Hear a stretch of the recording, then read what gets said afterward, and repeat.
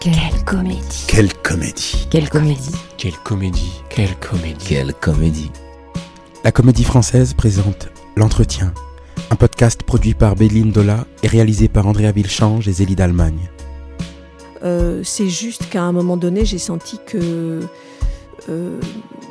en fait, c'était non pas même en faisant du théâtre ou en me récitant du théâtre pour moi-même ou en chantant à tue-tête dans ma chambre. C'était en fréquentant le lieu théâtre. Le théâtre était l'endroit entre tous où je me sentais en sécurité, où il ne pouvait rien m'arriver.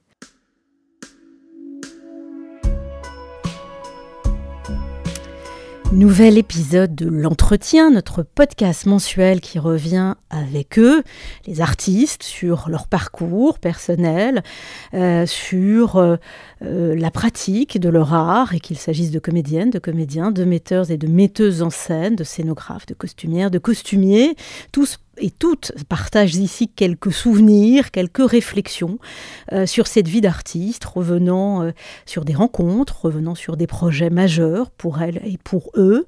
Aujourd'hui, je reçois la 479e sociétaire de la troupe, à peine entrée comme stagiaire. Elle devient pensionnaire, puis très très vite et à l'unanimité sociétaire. Elle a alors 24 ans et elle vient de remplacer au pied levé Martine Chevalier dans le rôle titre d'Esther de Racine. En toute simplicité, bonjour Véronique Vella. Bonjour Béline. Alors quelle entrée, fracassante, en moins de 18 mois. Vous débarquez à la Comédie Française, vous êtes franchement très jeune. Vous remplacez au pied levé cette femme, Martine Chevalier, grande actrice qui joue ce rôle donc d'Esther. Donc à la faveur d'une défection parce qu'elle est souffrante, on vous confie ce rôle-titre sur un élan de vaillance de votre part, parce qu'il faut trouver quelqu'un tout de suite. Et non, en réalité, si je peux me permettre de reprendre une chose, c'est pour le coup, ça n'est pas l'unanimité de mes camarades. Ça, c'est le fairy tale. Non, il y a une partie, une majorité du comité d'administration qui décide de me proposer au sociétariat. Au comité d'administration de la Comédie Française, vous savez que dans le cas où la balance a du mal à pencher d'un côté ou de l'autre, celui dont la voix compte double, c'est l'administrateur, donc Antoine Vitesse. Mais c'est 2 voix pour que je sois proposée au sociétariat. Et ensuite, c'est l'Assemblée générale qui ratifie ou pas ce sociétariat. À l'époque, on était donc 16 et 16, 32, on devait être 33 sociétaires. Il fallait 16 oui pour que je sois sociétaire. Et je suis devenue sociétaire avec 16 oui, pas un de plus. Donc il n'y a pas eu d'unanimité du tout. Au contraire, il y a eu une forme de clivage entre les pour et les contre. Et c'est vrai que c'était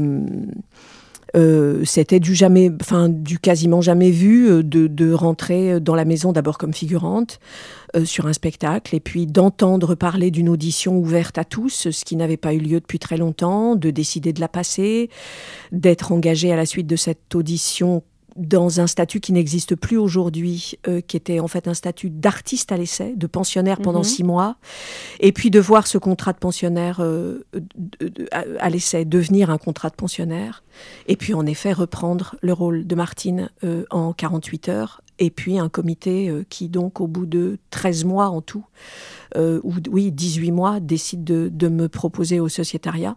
Je crois que 37 ans ensuite, je tiens encore la corde de Mademoiselle Rachel et que je suis encore la pensionnaire qui a été nommée le plus vite après un pensionnariat en effet très, très court, avec ce que ça a de merveilleux et ce que ça a de nettement moins merveilleux, parce qu'il y a ensuite il faut du temps pour prouver que c'était pas une erreur, que c'était pas...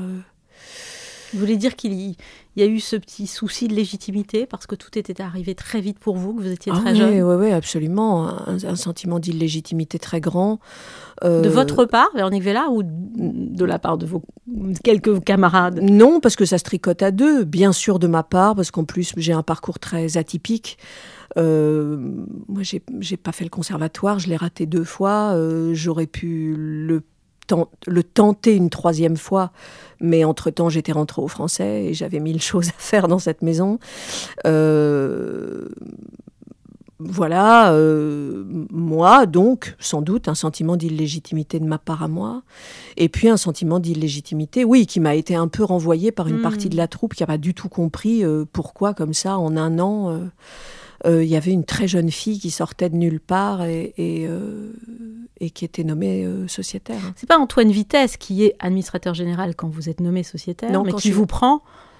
qui vous choisit, alors, ça aussi, c'est Jean Le Poulain, voilà. qui est administrateur général quand il me nomme pensionnaire à la suite de cette audition, en me disant, le comité d'administration et moi, on cherchait, parce qu'à l'époque, les emplois étaient encore très forts dans les choix des acteurs de la maison, on cherchait... On parle d'un temps pas si lointain, on parle de la fin des années 80. Oui, et en même temps que les moins de 4000 ans ne peuvent plus envisager. On cherchait un jeune premier, une jeune première, une soubrette, un valet de comédie, et on vous a engagé, vous. Et c'est le seul moment de cette conversation où je me suis sentie suffisamment peu timide pour lui dire, du coup, est-ce que je considère que vous m'engagez comme une jeune première, comme un jeune premier, comme une soubrette et comme un valet de comédie? Et il m'a fait un gros clin d'œil et il m'a dit « j'en accepte l'augure ». Voilà. Donc j'ai été nommée pensionnaire sous Le Poulain, j'ai été nommée sociétaire sous l'administration d'Antoine Vitesse. Et ça, déjà, c'est une ambivalence et un oxymore qui a pris du temps à se... Le Rubik's Cube a pris du temps à mettre les faces de la même couleur de tous les côtés, parce que c'est pas logique d'être engagé par deux personnalités aussi opposées et aussi différentes. En même temps, c'est comme si... il y avait une forme de validation par le biais de l'art. Et... Ouais. Mais il y a un oxymore là que j'ai mis du temps à... Et que la maison, je pense, a mis du temps à relier. Mais c'était il y a 1000 ans. Quand j'ai préparé cet entretien, j'ai lu des papiers de l'époque, parce que vous avez eu beaucoup de presse au moment de votre nomination. Et on se connaît un peu, Véronique. Et déjà, à l'époque... on reconnaît votre façon de parler, on reconnaît votre langue, on reconnaît votre voix. Et vous avez à peine 24 ans. On reconnaît cette assurance, enfin en tout cas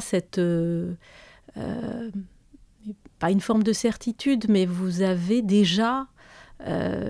vous êtes déjà qui vous êtes, j'ai l'impression, en tout cas tel que je vous connais moi depuis quelques années. Rétrospectivement, est-ce que ce que je vous dis vous parle ? Rétrospectivement, je crois que pour plein de raisons, qui sont des raisons intimes, qui ont pas à voir avec ni la Comédie Française, ni le métier, je pense qu'à l'époque, j'avais toutes les apparences des certitudes, j'avais toutes les apparences de l'assurance, que c'est des couches de l'oignon que j'ai enlevées petit à petit. C'est un long travail. Et je suis en travail. Il y avait de l'humour aussi, Véronique Vella. J'ai noté, vous dites à un journaliste, j'ai parfois la nostalgie de la luzerne, parce que vous êtes arrivé à Paris et que vous regrettez la vie à la campagne. Oui, c'est vrai. Ça c'est quelque chose qui peut vous définir aussi. En fait, je crois que je parlais de ça par texto, parce qu'on communique beaucoup tous les deux avec mon camarade sociétaire Pierre-Louis Calixte, qui me disait ça me fait du bien la manière dont tu m'écris, dont tu me parles, parce que c'est à la fois un français très soutenu et à la fois avec des trucs un peu bizarres, une parle qui part un peu dans tous les sens comme ça.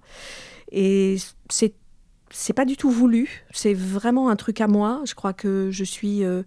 à la fois la fille d'une poétesse, d'un auteur, d'un dramaturge, d'un écrivain qui était ma mère. Pardon de ne pas féminiser écrivaine, je n'y arrive pas, c'est générationnel. Ou d'une autrice, voilà. Qui était ma mère, qui parlait un français extrêmement soutenu, et à la fois la petite fille du côté de mon père d'un commerçant, d'un limonadier, qui derrière son zinc avait, je pense, une part de parle qui avait plus à voir avec Audiard qu'avec du français soutenu. Et peut-être que, sans m'en rendre compte, je suis petit à petit, et peut-être plus tôt que ce que j'en ai le souvenir, la nostalgie de Luzerne, je l'avais oubliée. C'est quand même drôle. Peut-être que je suis un peu le mix... le mix génétique ADN et atavique entre les deux, peut-être. Ouais. Par assurance, c'est pas exactement ce que je voulais dire, mais j'arrive pas à trouver le bon mot. En tout cas, il y a une singularité dans votre façon de voir et de dire qui est déjà là à 24 ans et que les journalistes perçoivent parce qu'ils en rendent compte dans ces articles sur votre nomination. Alors justement, on revient un peu en arrière et vous parlez de votre mère qui s'appelle Lucienne Sagnières. Lucette Marie Sagnières. Ouais. Lucette Marie Sagnières, ouais. Comédienne, metteuse en scène, autrice. Vous avez également ce beau-père, Jacques Zabor, ouais. qui est comédien. Un grand-père maternel qui est commissaire de police, si je ne m'abuse, mais qui est féru de poésie et qui vous initie à cela. Il y a sans doute une part de poésie dans votre façon de parler. C'est peut-être ça, finalement, le fil. Et puis tout cet écosystème familial, ces gens qui vivent de l'art, qui vous le transmettent, vous emmènent effectivement du côté de la poésie, du chant, de la guitare. Votre mère vous dit tu vas faire d'un instrument de musique. Alors pas le piano parce qu'il n'y a pas la place, mais ce sera la guitare.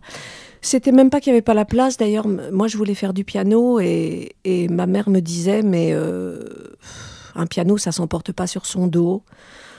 Une guitare, quoi qu'il en soit, tu peux toujours la mettre sur ton dos et faire les cabarets avec le soir si tu veux. Donc ça a été la guitare.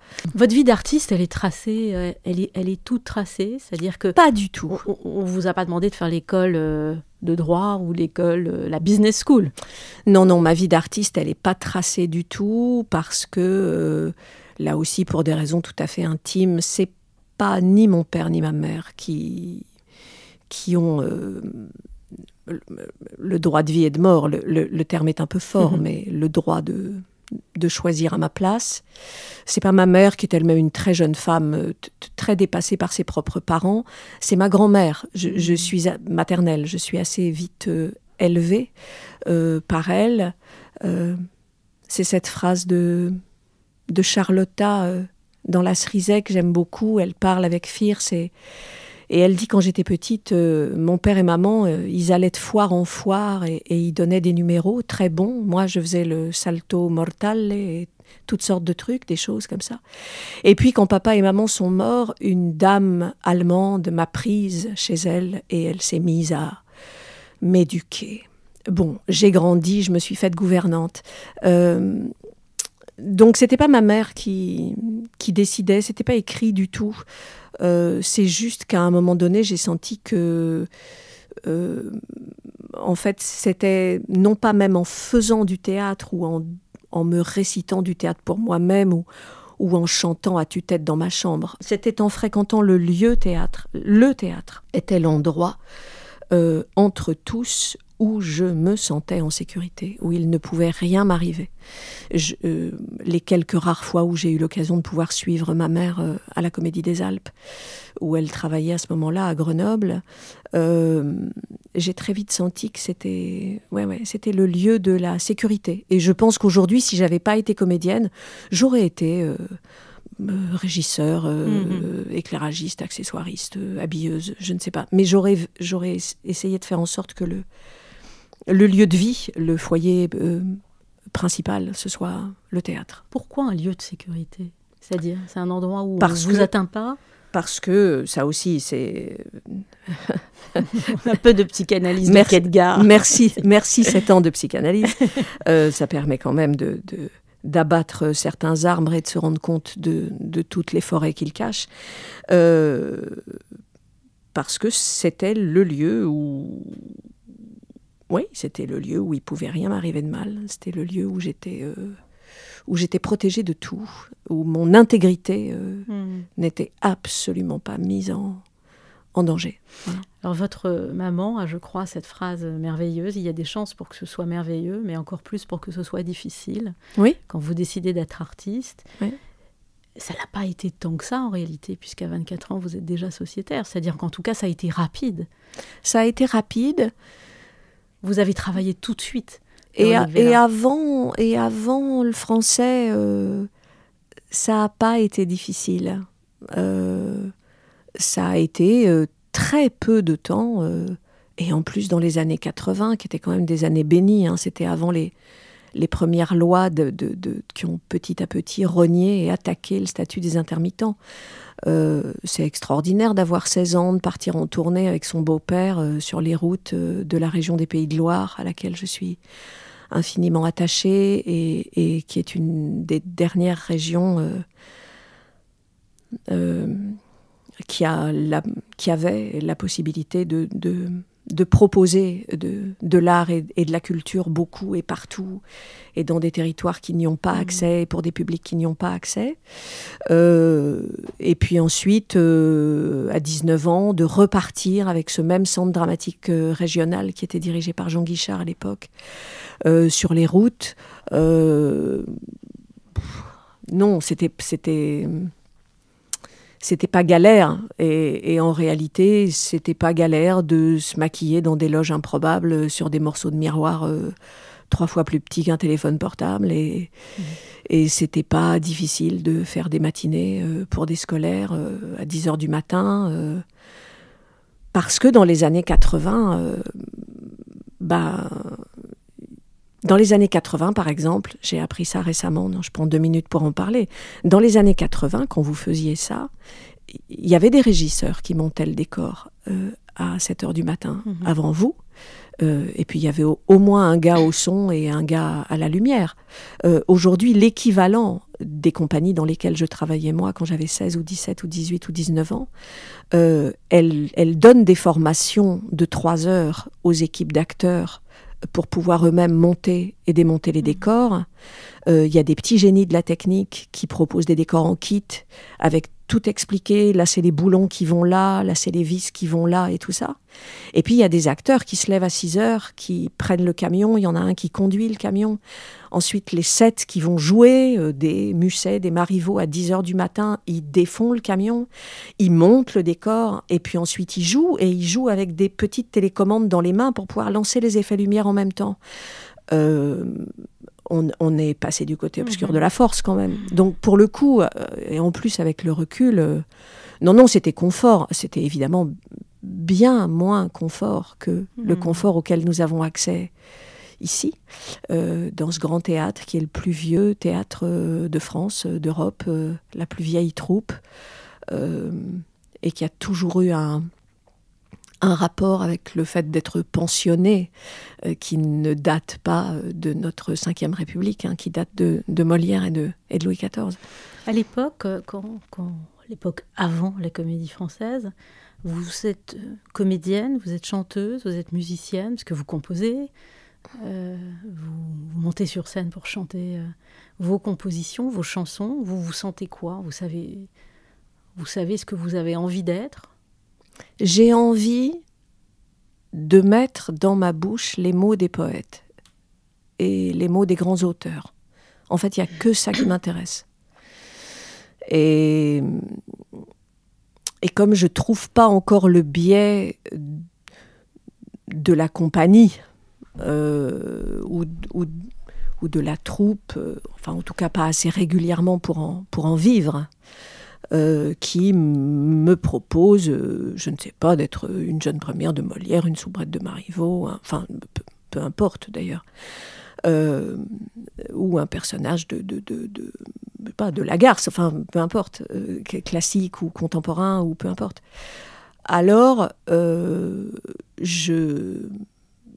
chante la chanson française à texte, je chante les poètes, et je vais mettre du beurre dans les épinards à la terrasse des cafés avec ma guitare, en chantant des chansons de qualité. Et c'est comme ça que, oui, je mets du beurre dans les épinards. Parce que c'est quand même plus agréable de mettre du beurre dans les épinards en faisant la manche à la terrasse des cafés qu'en vendant des pots de crème au printemps derrière le stand de Clarins, de Lancaster ou de Payot pour des rombières, parce qu'à l'époque, quand j'avais 18 ans, je n'étais pas encore moi-même une rombière. Aujourd'hui, j'en suis devenue une. Ça se discute quand même, franchement. Oh, si, quand même, oui. Oh, quand vous avez 60 ans et que vous allez voir une très jeune femme en lui disant « Qu'est-ce que vous me conseillez pour les peaux matures ?» c'est sûr que la jeune femme, elle est au bout de sa vie, et c'est sûr que vous... si elle a le malheur de vous regarder de travers, il y a une chance sur deux que vous le preniez pas très bien. Mais oui, je faisais la manche, avec des chansons, on l'a dit, vous arrivez au Français, on fait très vite, tout s'enchaîne très vite. Ouais. Mais avant cela, vous passez par le cours Florent, le cours libre. La classe libre. La classe libre du cours Florent, et vous ne restez pas.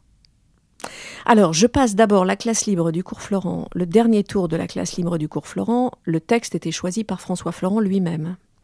Et François Florent lui-même me dit, pour ton dernier tour de classe libre, qui à l'époque était un monologue, tu vas me passer le monologue d'Esther à la fin du premier acte. C'est rigolo. Racine. Esther, c'est rigolo. Pour le coup, quand François Seigné m'a dit « Mais tu le connais, le texte d'Esther ?» Je lui ai dit « Franchement, entre ce que je me souviens de Martine, ayant fait partie du chœur pendant des représentations, et le fait que c'est un texte que j'ai beaucoup travaillé quand j'étais chez Florent, oui, je pense que je ne vais pas avoir du mal à finir de l'apprendre. » Donc Racine, Esther... C'était quoi votre question ? Florent, c'était pourquoi vous n'y restez pas ? Pourquoi je n'y reste pas ? Alors, je fais 1 an de classe libre chez Florent, avec des choses très intéressantes, avec un module avec Weber, qui sortait de son Cyrano, qui nous parle de Cyrano d'une manière absolument géniale, qui me faisait tellement peur. Je l'ai revu ensuite, on a fait des lectures ensemble. Je lui ai dit, mais en fait, tu te souviens pas de moi, parce que j'ai jamais osé monter sur le plateau, tellement tu m'intimidais, enfin, c'était fou.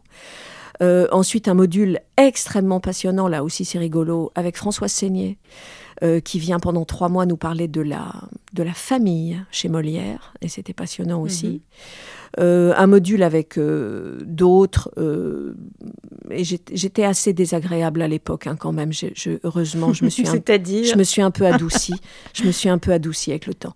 Non, pour le coup, avec des profs qui passaient plus de temps, eux, sur le plateau à nous parler de leur carrière, qu'à nous faire travailler. C'était une époque où j'avais du mal à... Obtempérer ? Non, j'avais du mal avec les éléments de langage. J'avais du mal à rester calme. Donc je disais merde et je claquais la porte. Mais comme peuvent le faire les adolescents en classe de première ou de terminale, Mademoiselle Vella sortait de ma classe et je sortais et puis j'essayais prenez la porte, voilà. Sortez et prenez la porte. Alors je sortais et puis j'essayais de dégonguer la porte pour la prendre. Enfin, c'est idiot, c'est vraiment des trucs qu'on fait quand on est gamin. Et puis ensuite, j'ai été potentiellement engagée par le Théâtre des Pays de Loire pour reprendre un spectacle sur Boris Vian, sur Jacques Prévert et sur le jazz, qui était en fait, dont la création s'était faite quelques années avant et qui est en fait le dernier spectacle de ma mère comme comédienne. Après celui-là, elle a décidé de raccrocher les gants. Et le metteur en scène l'a appelée en lui disant « Est-ce que tu repartirais sur les routes avec nous ?» Et ma mère a dit « Non, je suis désolée, mais là, pour le coup, j'écris et j'ai raccroché les gants. » Et elle lui a dit « Mais je ne sais pas, auditionne ma fille, parce que pour le coup, moi, je m'arrête, mais ma fille, elle commence. » Donc, il m'a auditionné, il s'appelait Jacques Goasguen. C'était un très grand acteur par ailleurs. Et il a dit, on va faire ça en fait. Voilà, j'ai quitté la petite blonde et je vais prendre la petite brune. Et du coup, je suis allée voir François Florent en lui disant, je suis très très embêtée. J'ai ma 2e année de classe libre, mais j'ai 8 mois de tournée avec un spectacle. Et Florent m'a dit, mais d'après toi, à quel endroit tu vas plus apprendre ton métier en restant une 2e année de classe libre ou en faisant du théâtre sur le tas et en partant en tournée? Il m'a dit, mais je veux plus te voir. Pars en tournée, évidemment. Va faire ta dernière année de classe libre en faisant du théâtre sur les routes. Et c'est pour ça que je ne l'ai pas faite. Ouais.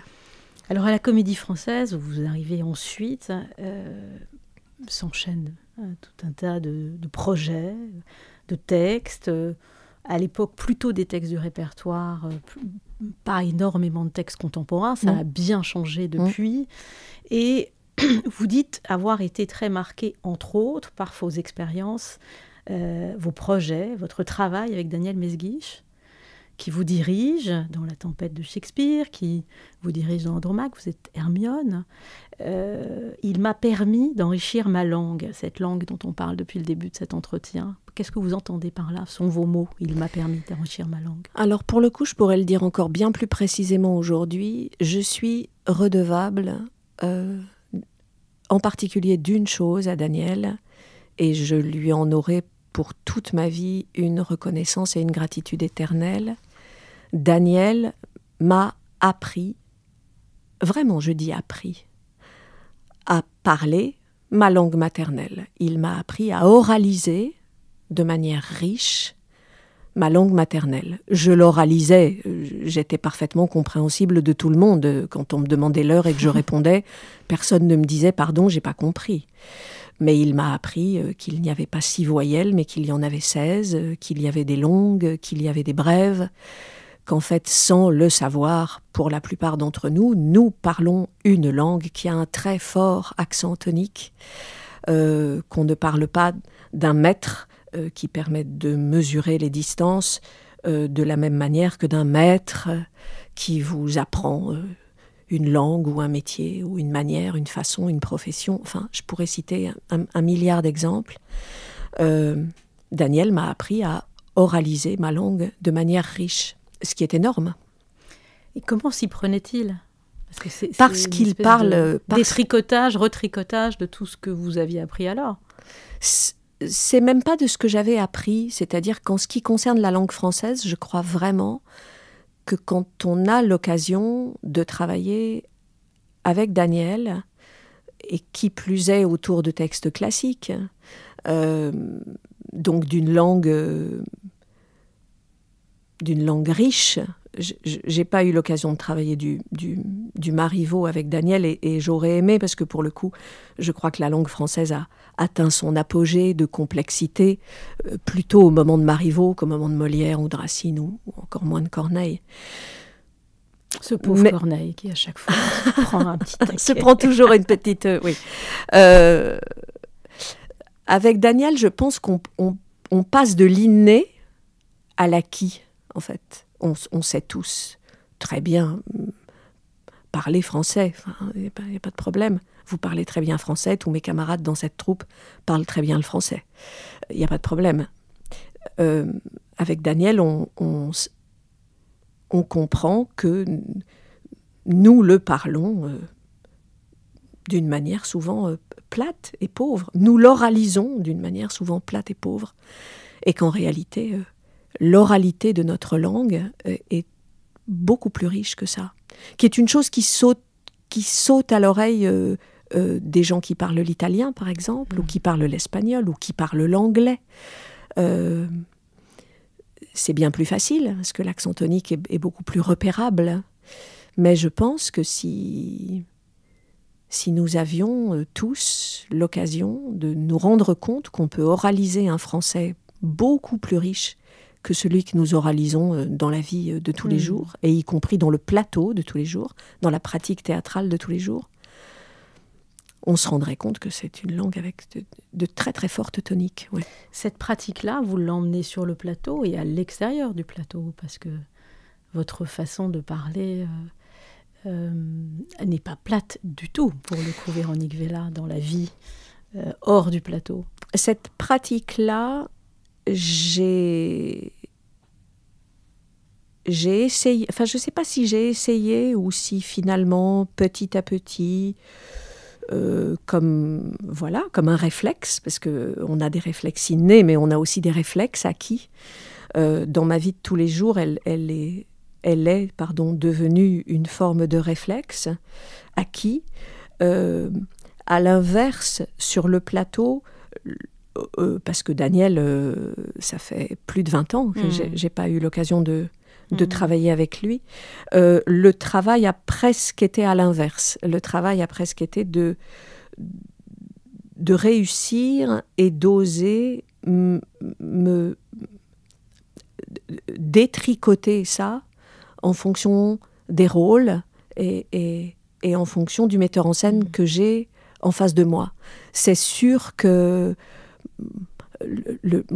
les deux meilleurs exemples que je peux prendre de cette obligation de détricotage, c'est que je pense que Lydia Egdal, dans Fanny et Alexandre, dans la mise en scène de Julie Deliquet, et j'ai écouté des heures et des heures Romy Schneider parler dans des interviews, parce que je ne parle pas un mot d'allemand, pour essayer d'être... Votre personnage. Voilà, d'être cette femme allemande qui était à Munich et qui s'est mariée avec le cadet des fils Egdal.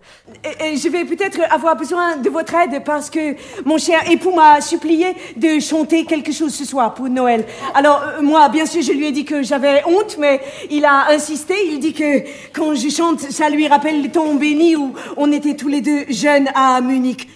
Il y a des détails de l'oralité du français qu'elle ne peut pas avoir, entre les « et », les « est », les longues, les brèves, les « un », les « un », des consonantes qui lui manquent forcément. Elle peut pas oraliser de manière riche. Et de la même manière que Blanche, dans cette minute, l'histoire de cette ouvrière qu'on a créée avec Maëlle Poésie au Vieux Colombier, et qui essaye difficultueusement d'expliquer à ses copines à quel point elle a le sentiment qu'on est en train de la leur faire à l'envers.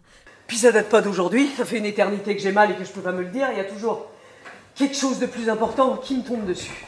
Oh, c'est gentil, merci Zoélie. Alors, elle est dégueulasse cette clope, c'est qui veut me servir? Voilà. Alors bon, je résume. L'usine ferme pas, je vous l'ai dit. Ça a l'air clair, mais j'ai la tête qui tourne, j'essaye de remettre de l'ordre dedans. J'y arrive pas, c'est comme une boule de billard qui me cogne dans le crâne, ça me cogne partout. Elle sait pas oraliser la langue française telle que Daniel Mesguich a pu m'apprendre à le faire. Donc au plateau, le travail, il a été plutôt de l'ordre du détricotage en fonction des rôles, en fonction des demandes et en fonction des rôles. Quand vous travaillez avec Valère Novarina, qui vous dirige d'abord dans l'espace furieux, et puis à Avignon, et puis à la Colline, vous dites, alors il ne vous a pas appris la langue, mais il vous a appris à devenir comédienne, à être comédienne. Qu'est-ce que vous entendez par là? Vous dites, non, c'est très beau, et ça c'est exactement ce dont je parlais en début d'entretien, il vous a appris à jouer droit. Exactement. D'abord parce que passer, finalement, en très peu de temps, pardon pour les aventures et les metteurs en scène qui se sont trouvés dans l'intervalle entre la fin d'Andromaque, donc je crois 2001 avec Daniel, et puis 2005 avec Valère. Pour moi, en tout cas, il n'y a pas eu plus grand écart. Voilà, entre la virtuosité complexe, extrêmement tournante, extrêmement tournoyante, totalement psychanalytique, dans les corps, dans la langue, du travail de Daniel, et en particulier du travail de Daniel sur l'Alexandrin. Et cette demande extrêmement simple de Valère, qui est de dire, en plus pour les rôles qu'il m'avait confiés à moi, j'ai besoin que tu t'adresses extrêmement simplement et que tu racontes cette histoire comme tu la raconteras à des enfants de 5 ans qui n'y connaissent rien.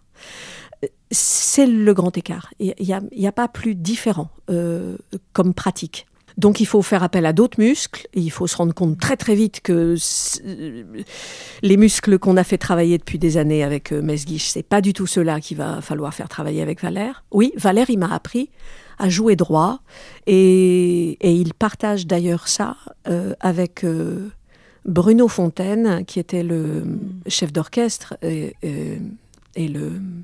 oui, plus que le chef d'orchestre, vraiment le chef de la musique sur le premier opéra de Katsu, puisque j'ai été 2 fois... Vous avez fait 2 opéras de Katsu. Ouais, j'ai été 2 fois Madame Pitchum. Enfin non, d'ailleurs, j'ai pas été 2 fois Madame Pitchum. J'ai été une fois Madame Pitchum avec Laurent Pelli, et puis une fois Madame Pitchum avec Thomas Ostermeyer.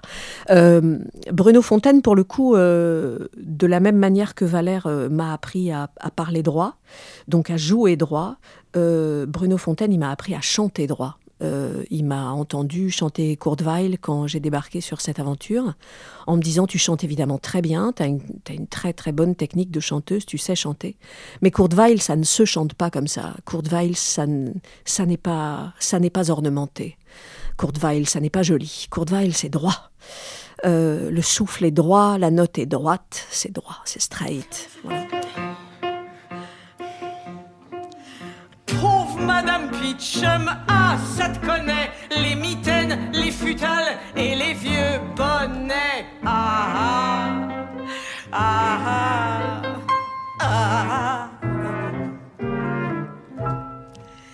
Qui coud les boutons au gilet, au veston? Qui lave la culotte au relent d'échalote? Qui renifle l'odeur de la merde et de la sueur? C'est moi, pardonnez-moi, Seigneur, si je dégueule, tant j'ai mal au cœur. Chacun de nous y pue, ça y a pas d'erreur. Le rentier, l'ouvrier et l'entrepreneur.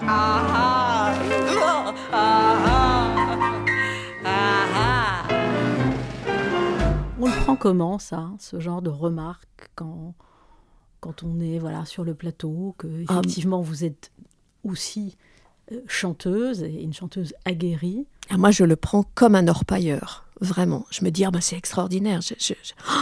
Mon Dieu, je fais le geste, ça ne se voit pas à l'image, mais le geste Elle cherche de l'or dans un tamis. Voilà, dans un tamis, le geste de l'orpailleur, de se dire, oh là là, toute cette terre, toutes ces grains de sable. Et puis tout d'un coup, on se dit, mais c'est extraordinaire, en fait. J'ai un petit morceau d'or et moi, je ne l'aurais pas vu.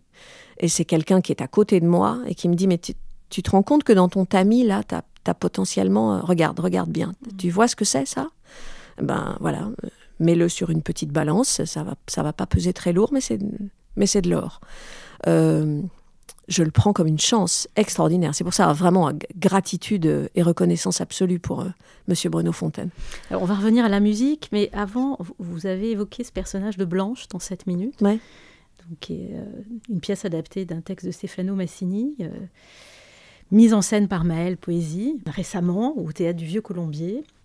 Et c'est un rôle absolument sublime que le vôtre, que vous portez la pièce aussi, qui est entourée de vos camarades. C'est un texte qui est joué exclusivement par des comédiennes, puisque c'est un collectif de femmes qui doit prendre une décision. Il y a une forme de suspense, de tension dramatique dans cette pièce. Moi, j'y étais plusieurs fois, je l'ai vue plusieurs fois. Il y a toujours eu une standing ovation et beaucoup de larmes. C'est une pièce très puissante, c'est un rôle très puissant et c'est un rôle, on a l'impression que ce rôle a été écrit absolument sur mesure. Est-ce que d'abord vous avez d'autres souvenirs de rencontres entre vous et un rôle comme celle-là? Ça, c'est la première question. Et ensuite, racontez-nous Blanche et cette relation que vous aviez avec ce personnage. En réalité, je suis contente que vous en parliez parce que ça a été une rencontre comme de Liquet pour d'autres raisons.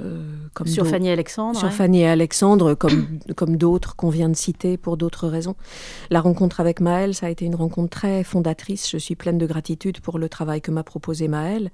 Évidemment, pleine de gratitude que sur audition, elle m'ait choisie pour jouer Blanche. Mais en réalité, là où Maëlle a été d'une très grande finesse de direction d'acteur, c'est qu'alors que quand on lit ce texte, on a, comme vous le dites, absolument le sentiment que tout repose sur Blanche et que c'est un personnage central autour duquel les autres tournent. Et ça pourrait être monté comme ça d'ailleurs dans le privé.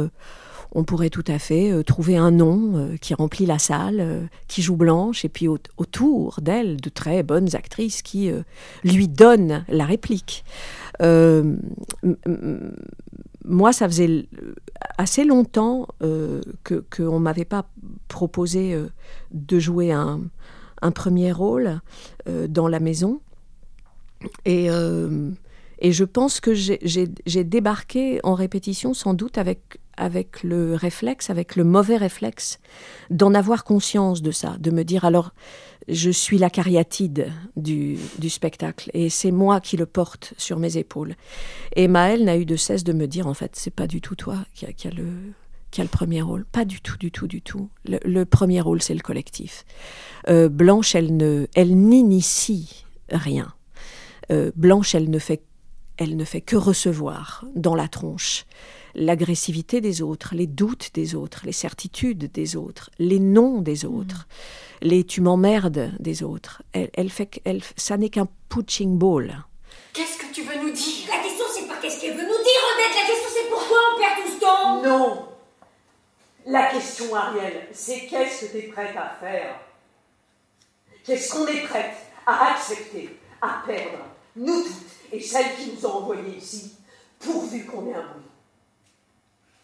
Qu'est-ce qu'on peut donner, nous, aux cravates, pour qu'elles nous donnent quoi? Ce qui nous revient droit. Le droit? Mais putain, un salaire, s'ils nous doivent, ça devrait pas aller de soi? Tu vois, l'enjeu, c'est ça. Rien que ça.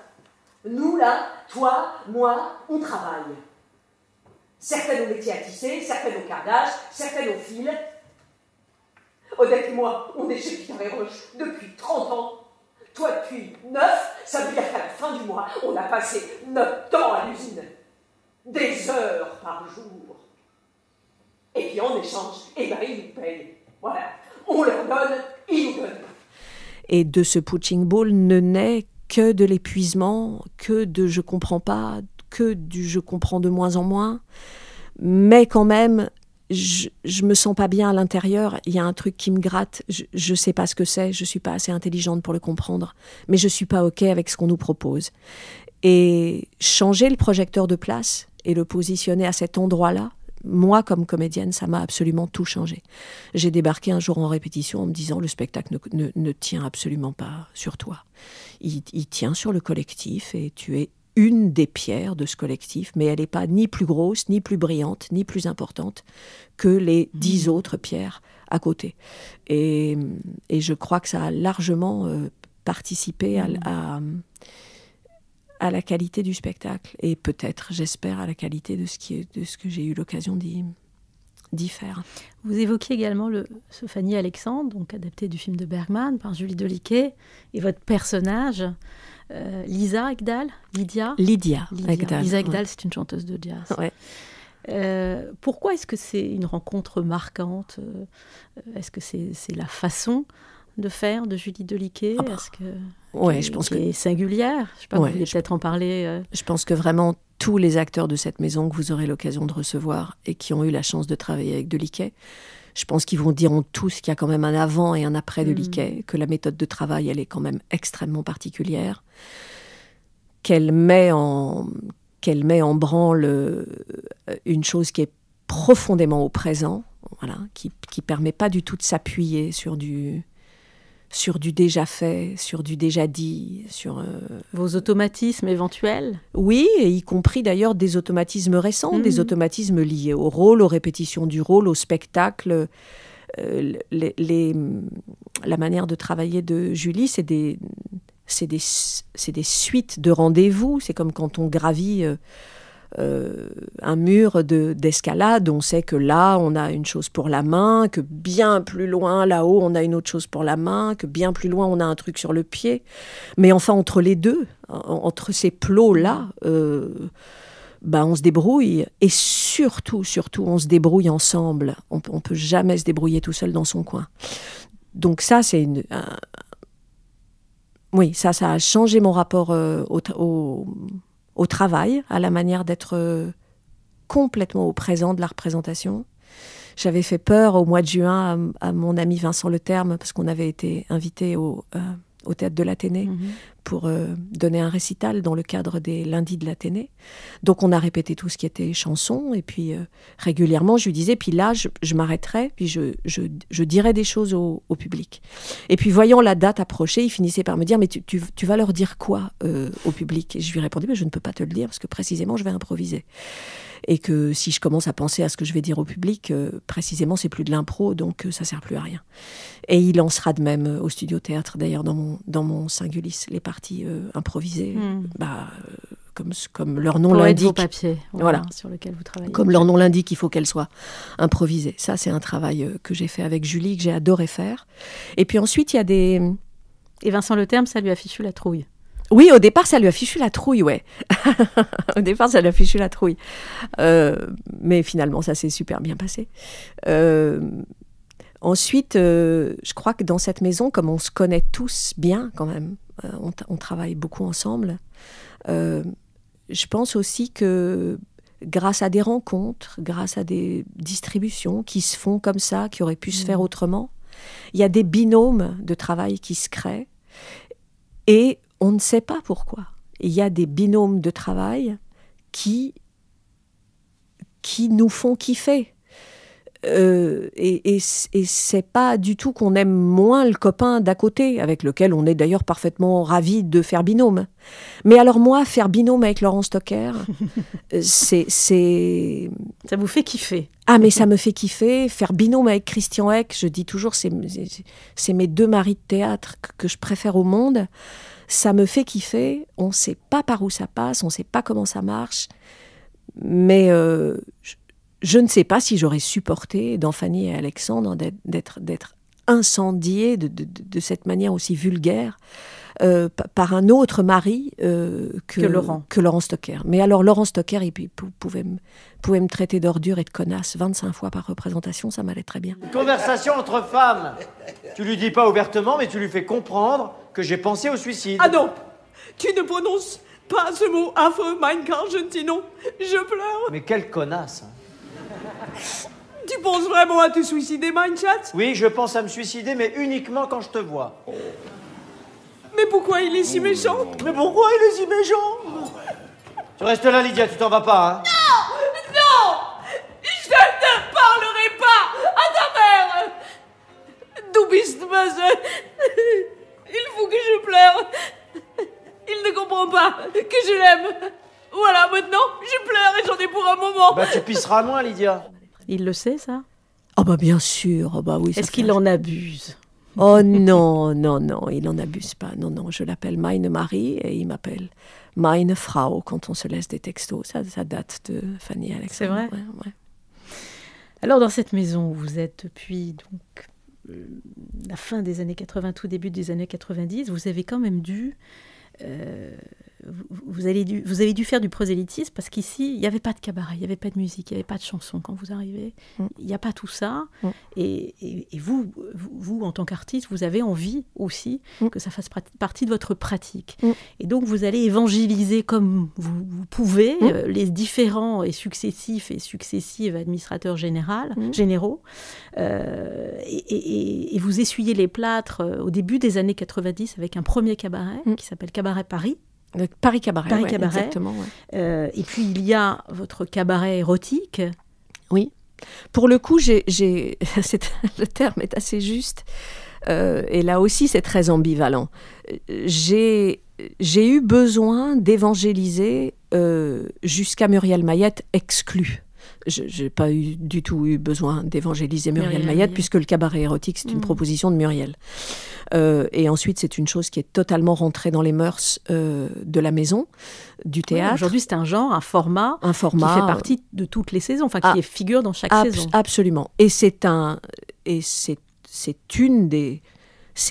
des talents, le fait de chanter...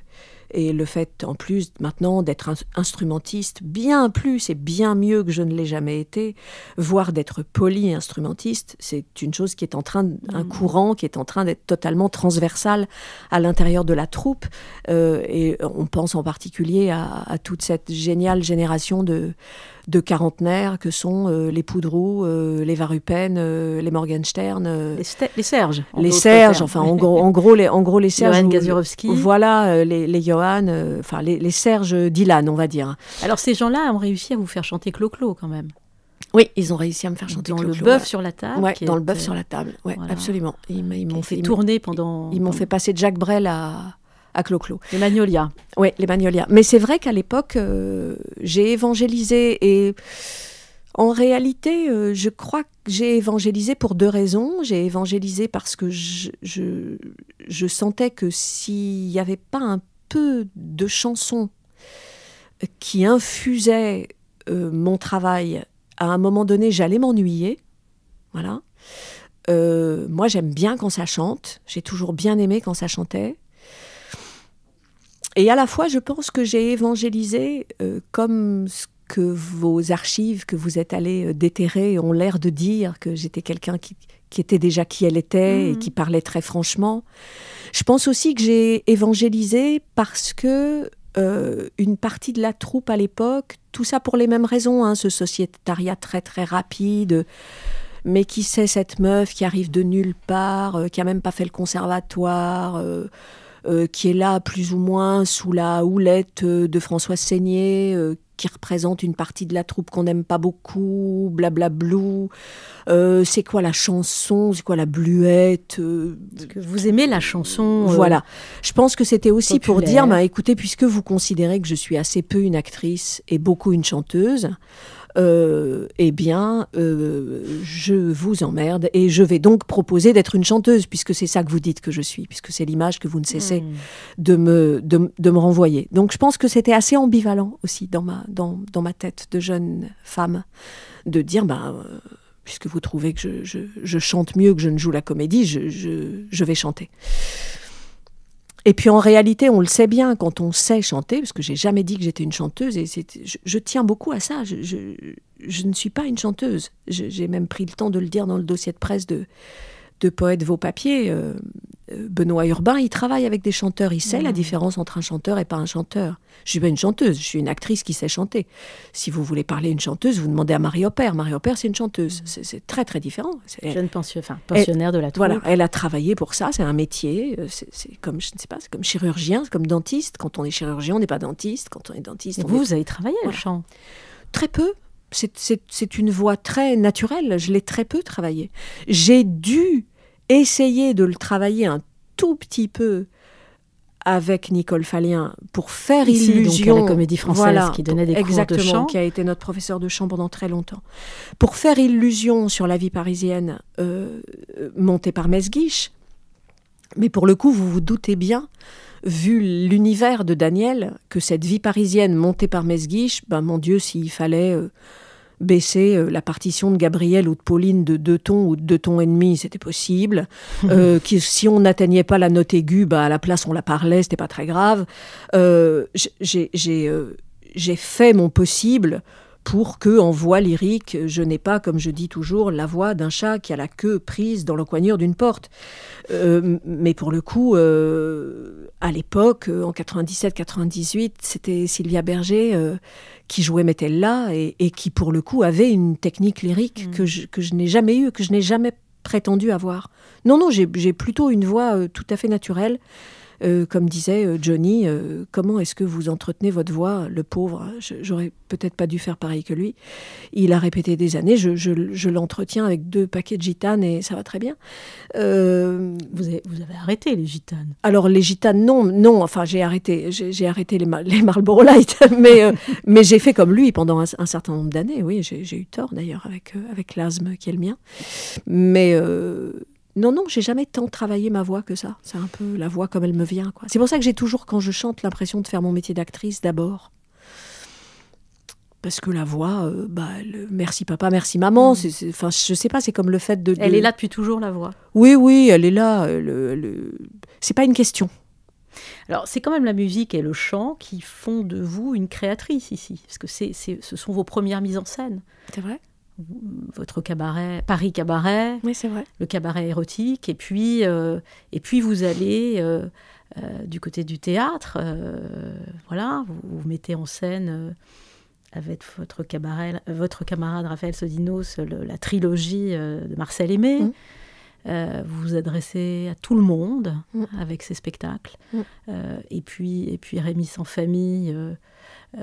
Et puis cette expérience de créatrice à côté de celle de chanteuse, ou en tout cas de comédienne qui chante, elle est différente ou elle est totalement organique, naturelle dans votre parcours? Elle n'est pas du tout naturelle. D'abord parce que, en réalité, pour ce qui est des premières propositions, c'est jamais moi qui les ai faites. C'est Muriel qui est venue. On vous a demandé de le faire. C'est Muriel qui est venue me dire: est-ce que tu voudrais essuyer les plâtres d'une première programmation tout public avec un Marcel Aimé, avec Le Loup, est-ce que ça te dirait? Oui. Ensuite, les deux autres, c'est en effet Raphaël et moi qui les avons proposés, Le Cerf et le Chien et Le Chien, qui les avons proposés à Éric. Le Singulis que je vais faire au studio dans 3 semaines, c'est Éric qui me l'a proposé. Poète vos papiers. Ouais, vous voulez nous en parler un peu?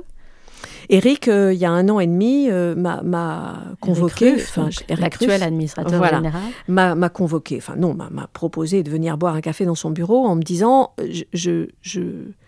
je pense, moi, que comme administrateur, j'en ai terminé avec la programmation des Singulis joués. Je voudrais que ça devienne des, entre guillemets, musicalis, c'était le mot qui lui venait à l'époque. Est-ce que tu voudrais bien essuyer, toi, les plâtres? Ça me semble assez logique que ce soit toi qui essuie les plâtres d'un Singulis chanté. Et je crois qu'on en avait ri d'ailleurs tous les 3 avec Bertrand Schaff en disant: ok, j'essuie les plâtres, comme ça si ça marche pas, ce sera de ma faute, on n'en fera jamais d'autres, et puis si ça marche, ce sera grâce à moi et on en fera d'autres. Donc, Bertrand Schaff, qui est le directeur de production. Qui est le directeur de production, ouais. Et non, pour le coup, moi j'ai rarement initié ça. Quand j'ai mis en scène Psyché en mode comédie musicale américaine des années 50, salle Richelieu, c'est Muriel qui me l'a demandé. C'est une demande. Et est-ce que vous, dans votre façon de faire, dans ce travail-là, vous vous sentez à l'aise? Alors pour le coup, il y a deux choses différentes. D'abord, c'est pas pareil de mettre en scène en collaboration et de mettre en scène toute seule.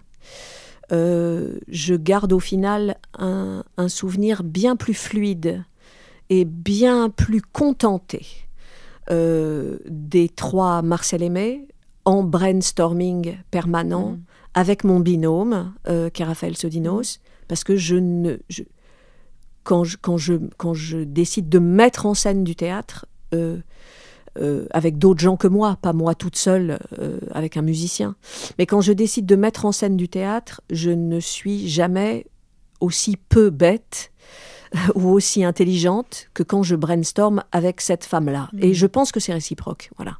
Nous nous apportons l'une à l'autre beaucoup de choses parce qu'on ne réfléchit absolument pas au même endroit, et que quand on mélange les deux, tout d'un coup, le Rubik's Cube, il est les bonnes couleurs au bon endroit. Donc ça, c'est la première chose. La deuxième chose, ce que ça m'a permis, moi, comme comédienne, de mettre en scène, c'est de l'indulgence vis-à-vis de moi-même et vis-à-vis de mes camarades acteurs, parce que je me suis rendu compte que quand je suis derrière la table, je suis une actrice absolument géniale. Quand on n'a pas à monter sur le plateau, quand on a à le faire juste derrière avec la brochure en disant mais en fait ce que je te demande c'est un truc très simple, c'est de le jouer comme ci, comme ça, en faisant ci, en faisant ça, tu vois, c'est ultra simple. Quand on est derrière la table, on est un acteur magnifique, tout le temps, tous. Quand tout d'un coup on sort de derrière la table et qu'il faut aller le faire sur le plateau, c'est un monde entre les deux. Et avoir mis en scène, ça m'a fait prendre conscience de ce monde et de me dire voilà. Et ça m'a donné de l'indulgence d'abord vis-à-vis de moi-même, de me dire mais en fait sur le plateau pardon, mais ça a l'air simple quand on est assis derrière la table, mais quand on est sur le plateau il faut un peu plus de temps.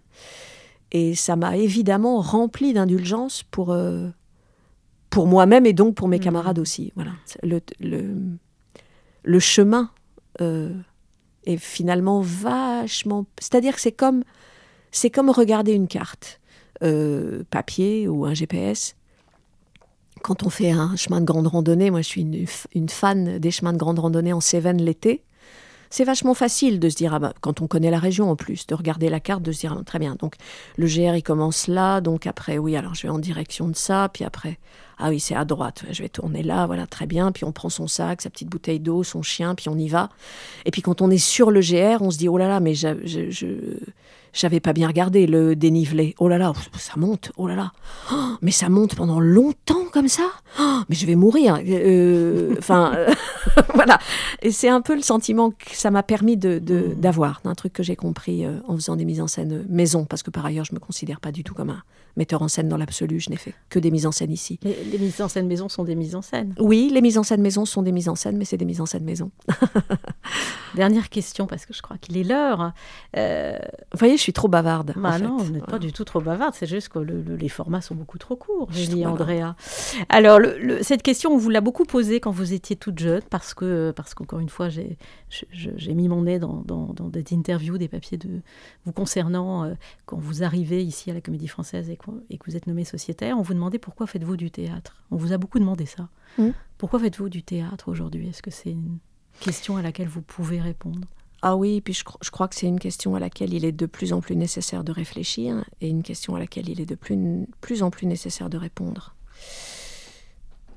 Je fais du théâtre parce que je crois que on arrive en 2025, tous autant qu'on est, et mondialement, dans une situation tellement inextricable et tellement de plus en plus pourrie, et pour la planète, et pour les micro-planètes que nous sommes nous-mêmes.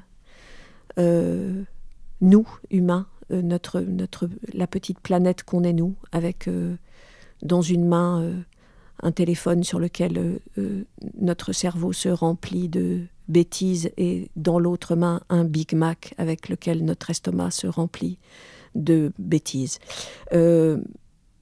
Je crois qu'il est urgentissime de continuer à faire en sorte qu'il y ait des gens vivants, IRL, comme disent les jeunes, in real life, qui décident de se réunir dans un lieu dans lequel on éteint la lumière et pour regarder d'autres vrais gens leur raconter des histoires et par la même occasion leur raconter une partie de leur histoire. Et c'est aussi une des raisons pour lesquelles je trouve que je n'ai jamais rien fait de plus utile dans mon métier d'artiste que de monter des spectacles tout public. Moi, je suis une actrice d'hier, je suis une spectatrice d'hier, j'ai 60 ans. Le public de demain, c'est les mômes de 5 à 15 ans qui viennent au théâtre aujourd'hui. Et pour qu'ils aient une chance de continuer à venir au théâtre et que donc nous, les acteurs et les acteurs de demain, nous ayons une chance de pouvoir continuer à en faire, il faut que ça leur parle ce qu'on fait. Il faut que ça leur apporte quelque chose, il faut que ça leur ouvre quelque chose dans la tête, qui soit mieux que tout, qui soit mieux que les iPhones, mieux que les écrans, mieux que Netflix, mieux qu'Amazon Prime. Et donc qui, à mon avis, doit pas du tout essayer de courir après ce qu'il est possible de faire derrière des fonds verts ou devant des fonds verts sur Netflix ou sur Amazon Prime. Par ailleurs, je suis une binge-watcheuse de séries quand j'ai du temps devant moi. Le théâtre, c'est un art pauvre. Voilà, il y a des très... Je crois, je vais y aller bientôt, je vais enfin pouvoir y aller. Il y a évidemment les très très beaux costumes de Christian Lacroix dans le soulier de satin. Mais en dehors de ça, il y a voilà, les casiers vides de la salle Richelieu et quelques toiles peintes. Et je crois que c'est ça aussi qui touche les gens. C'est des vrais gens qui viennent leur raconter des vrais trucs, quoi. Merci infiniment, Véronique. Mais c'est moi qui vous remercie infiniment de m'avoir accueilli. C'est la fin de cet épisode, réalisé par Andrea Vilchange et Zélie d'Allemagne. On se retrouve lundi prochain, 8h, avec un nouvel épisode de Quelle comédie. En attendant, bonne semaine à toutes et à tous avec la Comédie Française.